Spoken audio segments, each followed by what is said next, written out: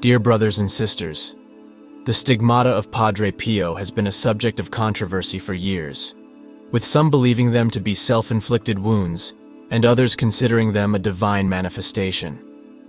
These debates have persisted until today, although now, thanks to collected material, we can shed light on this inexplicable phenomenon.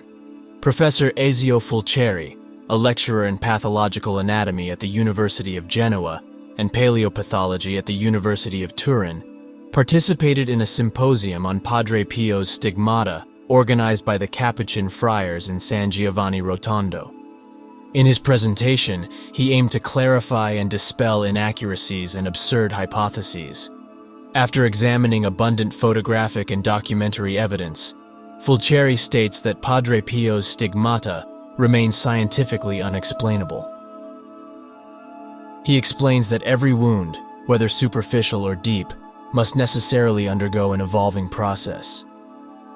In other words, a wound cannot remain in the same condition at the moment of trauma. It either heals immediately, or if healing is difficult, it can lead to severe consequences, often including infections. In such cases, if healing occurs, obvious scarring and contractions emerge. It is impossible for a wound to remain open over time.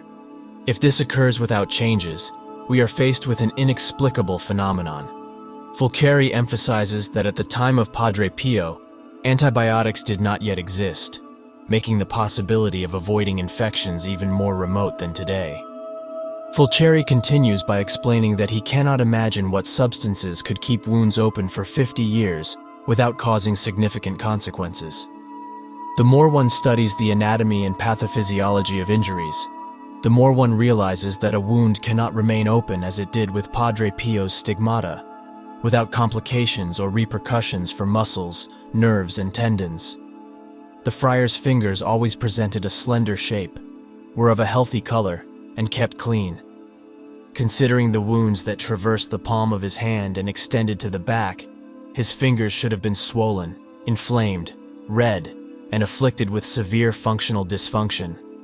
Those who suffer injuries of this kind experience contracted fingers and altered sensitivity.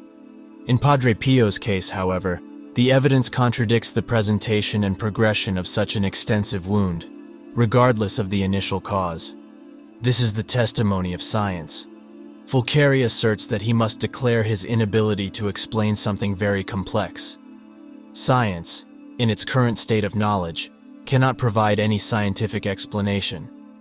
What emerges is his incompetence in defining a lesion that, for us, has no and cannot have any scientific explanation. The study by Dr. Fulcieri thus excludes the possibility that Padre Pio might have caused these wounds himself. Even Dr. Giorgio Festa, who personally examined the stigmata of the saint, unequivocally ruled out the use of any chemical substance, including phenol acid, often cited by detractors. Prolonged use of this acid would have caused irreparable and evident damage.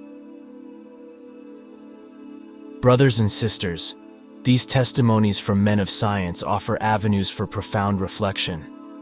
They invite us to contemplate the mysterious aspects of life and acknowledge that there exist phenomena beyond our understanding.